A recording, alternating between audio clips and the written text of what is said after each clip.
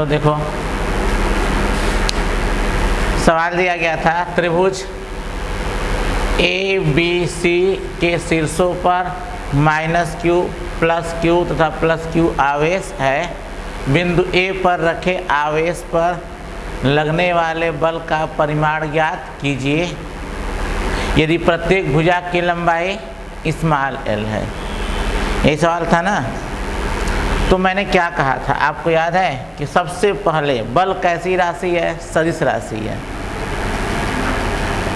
ये माइनस है, हाँ माइक चालू है। तो मैंने क्या सिखाया था कि बल कैसी राशि है? सदिश। तो सबसे पहले किसी वस्तु पर लगने वाले आवेश की क्या दिखाएंगे? दिशा, फिर उसका मान लिखते हैं। तो सवाल क्या था? बिंदु ए पर रखे आवेश पर लगने वाले बल का मान ज्ञात कीजिए। किस आवेश पर? बिंदु ए पर रखे आवेश पर, बिंदु ए पर रखे आवेश पर लगने वाले बल का मान ज्ञात कीजिए। बताओ, इस बिंदु ए पर रखे आवेश -q पर कुल कितने बल लगेंगे? 2 बल। एक लगाएगा बी वाला, एक लगाएगा सी वाला। तो आइए पहले देखते हैं किसके कारण बल। बिंदु बी पर रखे आवेश के कारण बिंदु ए पर लगने वाले बल का मान। समझे? जैसे सवाल क्या पूछा गया है? सवाल पूछा गया है बिंदु ए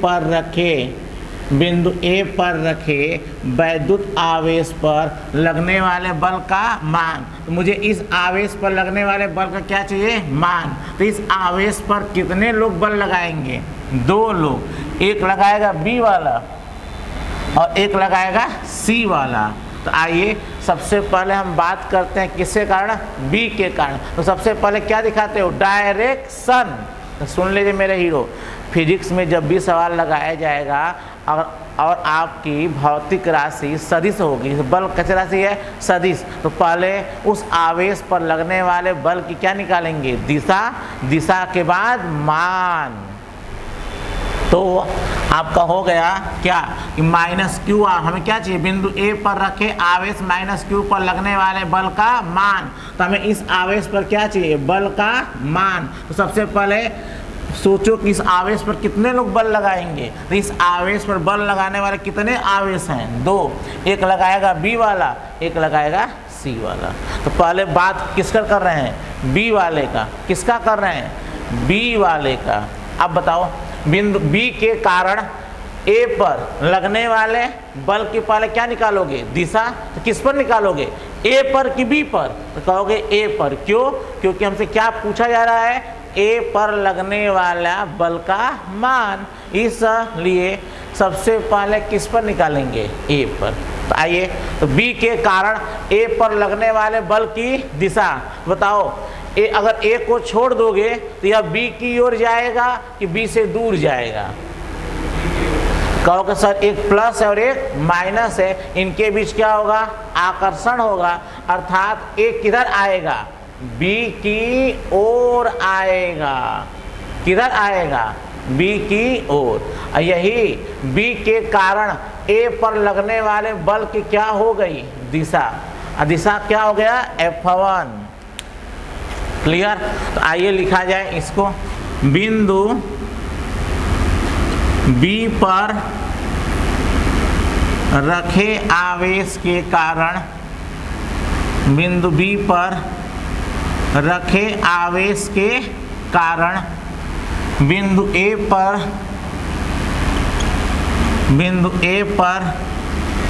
रखे आवेश पर बिंदु ए पर रखे आवेश पर बल। कौन सा बल? F1। कौन? F1। किस पर बल? किस पर लगने वाला? बिंदु ए पर रखे आवेश पर। तो सबसे पहले बिंदु ए पर रखे आवेश पर क्या निकालोगे? बल की दिशा। कैसे निकालते हो दिशा? अब छोड़ देते हो ए को। क्या? ए पर रखे आवेश को क्या कर दो? छोड़ दो। यदि आकर्षित होगा तो कहाँ जाएगा? बी की ओर। प्रतिकर्षित होगा तो कहाँ जाएगा? बी से दूर। और तुम जानते हो एक आवेश क्या है, प्लस और एक माइनस।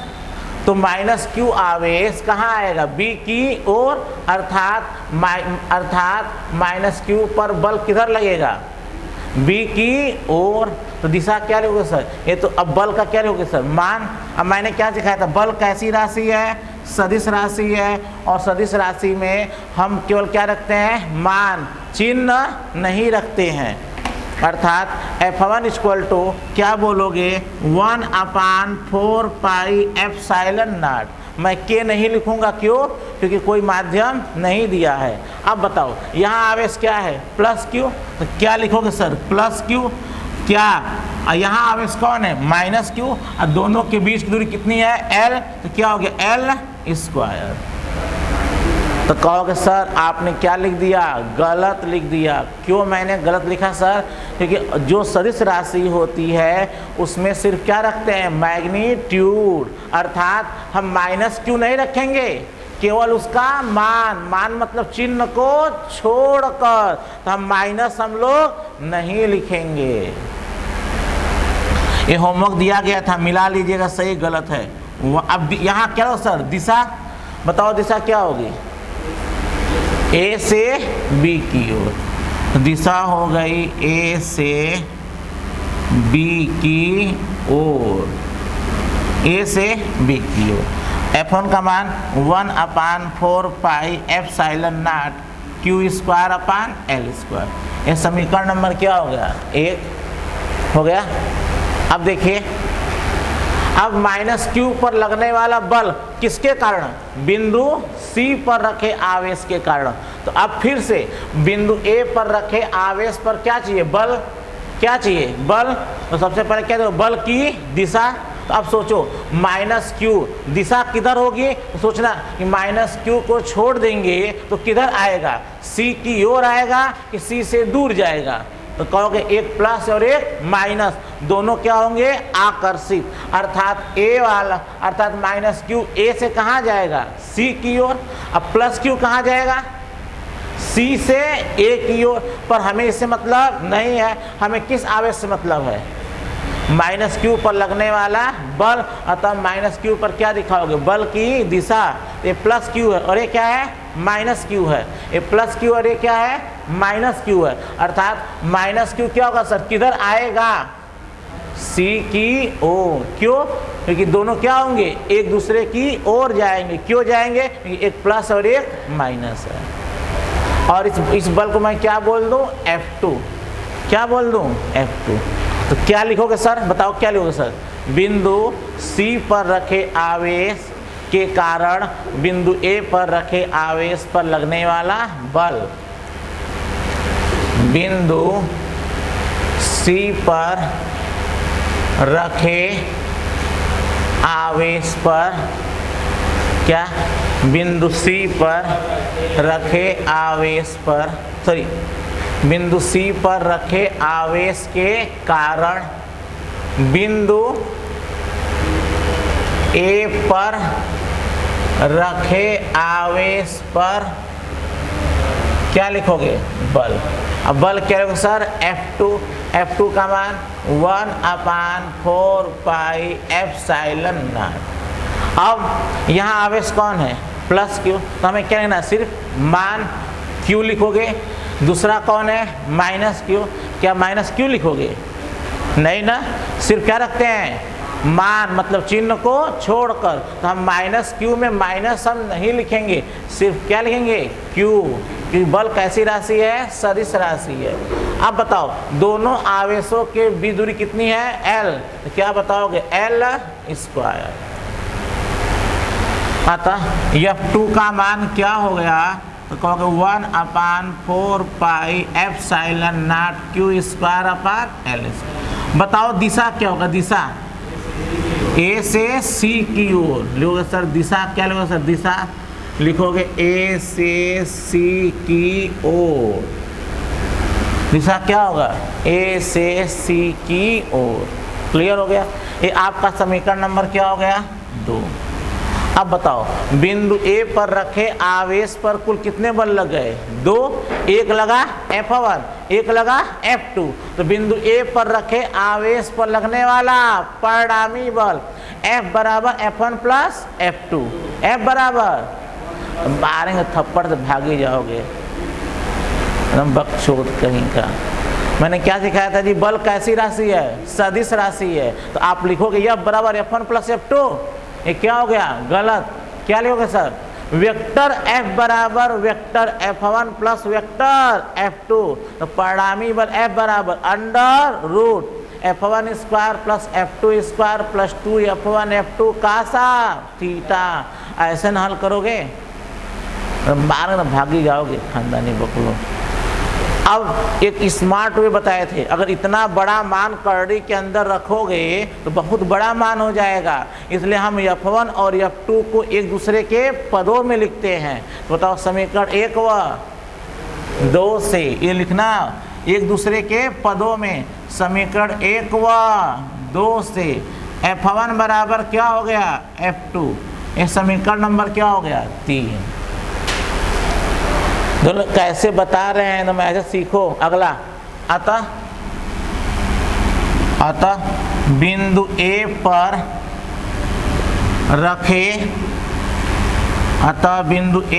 रखे आवेश पर लगने वाला, अतः बिंदु A पर रखे आवेश पर लगने वाला कौन सा बल, परिणामी बल। कैसे लिखते हो परिणामी बल, परिणामी बल समझते हो, कुल बल। परिणामी बल मतलब कुल बल। तो कुल बल कितना हो गया सर, क्या लिखो सर, F बराबर लिखोगे, ऐसे लिखोगे F बराबर F1 प्लस F2। यह कब सही होता, जब बल कैसी राशि होती, अदिश राशि, पर है कैसा, सदिश, इसलिए यह क्या है, गलत। चलो सर, परिणामी बल वेक्टर F बराबर vector F1 plus vector F2। जो परिणामी बल वेक्टर F है, इसका मतलब कौन सा बल है, बिंदु A पर रखे आवेश पर लगने वाला कुल बल है। कितने लोग बल लगा रहे थे, 2, एक लगा रहा था B वाला, एक लगा रहा था C वाला। B वाला F1, B वाला वेक्टर F1, C वाला वेक्टर F2। तो इस आवेश पर कितने बल लगाए, 2, दोनों। अतः कुल बल कैसे निकालोगे, दोनों क्या करोगे, जोड़ दोगे। बिंदु A पर रखे आवेश पर लगने वाला परिणामी बल, परिणामी बल मतलब कुल बल, दोनों क्या करोगे, जोड़ दोगे। कैसे जोड़ोगे, वेक्टर की तरह, वेक्टर F बराबर vector F1 plus vector F2। तो वेक्टर F कैसा बल हो गया, कुल बल। क्लियर। अब हम इसे मिटाते हैं ताकि हम आगे हल कर सके। अब इसे मिटा देते हैं। अब उसके बाद देखिएगा, अतः अब क्या निकालना है, बल का क्या निकालना है, मैग्नीट्यूड। बताओ मैग्नीट्यूड कैसे निकालते हो, F बराबर मैग्नीट्यूड कैसे लिखते हो, या तो एरो हटाते हैं या तो मार लगाते हैं। F equal to under root F1 square plus F2 square plus 2 F1 F2 का साफ क्या हो गया, थीटा। तो F1 F2 तो पता है, जहाँ F2 वहाँ क्या लिखो सर, F1। अब यहाँ थीटा क्या है, F1 F2 के बीच का कोण। तो प्रत्येक भुजा की लंबाई क्या है, सेम है। अतः कैसा त्रिभुज हो गया, समबाहु त्रिभुज। समबाहु त्रिभुज में इक्विलैटरल ट्रायंगल। तो आपको पता है समबाहु त्रिभुज में प्रत्येक कोण कितना होता है, 60 डिग्री। अब बताओ F1 और F2 के बीच कोण कितना हो गया, 60। याद है ना, दो वेक्टर के बीच का कोण मतलब दोनों के टेल के बीच का कोण। बहुत मैंने सिखाया है, नहीं तो तुम लोग एकदम गायब हो जाओगे। दो वेक्टर के बीच का कोण मतलब दोनों के टेल के बीच का कोण। क्या, दो वस्तु के बीच का, दो वेक्टर के बीच का कोण मतलब दोनों के टेल के बीच का कोण। तो ए पर इसका भी टेल है और ए पर इसका भी टेल है, अतः कोण का मान थीटा कितना हो गया, 60। अब यहाँ क्या करोगे, रख दोगे। तो F equal to under root F1 square, जहाँ F2 वहाँ क्या लो सर, F1 स्क्वायर अब प्लस 2 F1, F2 की जगह क्या, F1 का साफ 60, का साफ 60। क्यों, मैं जहाँ जहाँ F2 मैंने वहाँ क्या लिख दिया, F1, अब कहोगे sir f1 square plus f1 square 2f1 square plus 2f1 square. अब कास्ट सर्टेंस का मान 1/2। मैं आज से नहीं बोला हूँ, बहुत पहले से बोला था, ट्रिग्नोमेट्री फंक्शन का मान याद होना चाहिए, पर आपके बस की बात नहीं है, हम जानते हैं। आप लोग को बस बैठे बैठे लॉलीपॉप चाहिए, नहीं, जो कि नहीं मिल पाता बाबू। आगे चलते हैं, तो f equal to under root 2f1 square plus f1 square. Clear? अब क्या बोलोगे, दोनों जोड़ने में कितना होगा सर, 3f1 स्क्वायर। f1 कहाँ निकल जाएगा, बाहर, अंडर रूट 3 आ गया। और आप लोग करना क्या, वीडियो पॉज करके क्या करना, लिख लेना। तो यह हम क्या निकाल लें, मैग्नीट्यूड। अतः f इक्वल टू f1 का मान कितना होगा, 1/4 pi epsilon naught q square upon l square into under root 3। यह बिंदु A पर रखे आवेश पर लगने वाले परिणामी बल का क्या हो गया, मान। अब क्या निकालोगे, दिशा। तो मैंने क्या सिखाया था, जब दो वेक्टर के परिमाण आपस में क्या होते हैं, बराबर। जैसे यहाँ क्या था, f1 बराबर f1 बराबर f2। तो मैंने क्या सिखाया था, जब दो वेक्टर के परिमाण आपस में बराबर होते हैं तो परिणामी बल, परिणामी मतलब वेक्टर f कहाँ से हो जाता है, ठीक 20 से हो जाता है। यह भी नीचे है, यह भी नीचे है, तो परिणामी बल भी क्या जाएगा, नीचे, अर्थात 20 से होकर जाएगा। ये कितना हो जाएगा, 30। तो देख लो कैसे नापोगे, यह भुजा कौन है, इसे क्या बोला जाएगा, वेक्टर ए बी की vector B A. Vector A से बी की ओर है कि बी से ए की ओर है, तो कहोगे ए से बी की ओर है, तब बोला जाए वेक्टर ए बी। तो वेक्टर यह ए बी हो गया। तो यहाँ से नापने के लिए, वेक्टर एफ की दिशा नापने के लिए ए बी से कहाँ जाना पड़ेगा, आगे। तो यह कौन दिशा हो गई बताओ तो, यह कौन दिशा है, घड़ी के विपरीत दिशा है, अर्थात वामावर्त है। तो दिशा क्या लिखोगे, दिशा लिखोगे वेक्टर ए बी से, बी ए से नहीं, यह ए से क्या है, बी की ओर। तो क्या लो सर, वेक्टर ए बी से 30 डिग्री के कोण पर, वेक्टर ए बी से, वेक्टर ए बी से 30 डिग्री के कोण पर, वामावर्त की दक्षिणावर्त। तो क्या बोलोगे, वामावर्त। क्या बोलोगे, वामावर्त। हो गया। अगर इससे बोला जाए सर वेक्टर ए सी से क्या होगा, देखो यह किधर है, ए से सी की ओर, तो यह लिख सकते हो किससे, वेक्टर ए सी से 30 डिग्री के कोण पर। अब देखना दक्षिणावर्त की वामावर्त, तो यह ए सी है, तो ए सी से कहाँ जाओगे, इसकी ना दिशा चाहिए वेक्टर एफ की, तो ए सी से जाओगे वेक्टर एफ की ओर, वेक्टर एफ की ओर। यह कौन दिशा में जा रहे हो, देखो तो घड़ी की दिशा में, अतः क्या बोला जाएगा, दक्षिणावर्त। तो दिशा चाहे यह लिखो चाहे दिशा चाहे ए लिखो। तो मैं दोनों दिशा क्या किया सर, आप लोगों को सिखा दिया। यह आपका क्वेश्चन नंबर क्या था, 2 जो दिया गया था। क्लियर? तो ऐसे सवाल देंगे तो आप लोग लगा लीजिएगा, ठीक। इसको मिटा दें। अब तीसरा सवाल क्या था, वही लोग किताब लेकर आओ, किताब लेकर आओ। तुम लोग कोई काम ही नहीं, आके बैठे थे, एकदम मूड खराब कर दे सुबह सुबह, न किताब ला कर रखे न कुछ नहीं। अब इसको मिटाते हैं। अब अगला सवाल,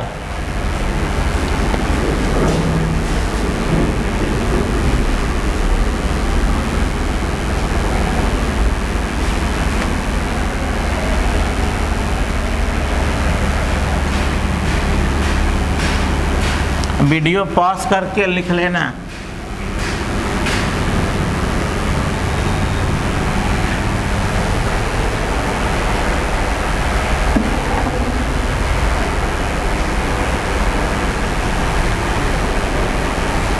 अगला सवाल बोलो, पढ़ो क्या है अगला सवाल, पढ़ो जल्दी से। ये दो जी, हाँ चलो अगला सवाल। अगला सवाल क्या था? एक समबाहु त्रिभुज की भुजा कितनी है? 2 सेंटीमीटर। एक समबाहु त्रिभुज की भुजा क्या है? 2 सेंटीमीटर। तो एक पहले क्या बना दो? समबाहु त्रिभुज। क्या बना दो? समबाहु त्रिभुज बना दिए। इसकी भुजा कितनी सेंटीमीटर है? 2 सेंटीमीटर। सुन लो, फिजिक्स, केमिस्ट्री अथवा मैथ में मान कब रखा जाता है? लास्ट में। तो जो भुजा को मैं किससे दिखा दे रहा हूँ? यल से।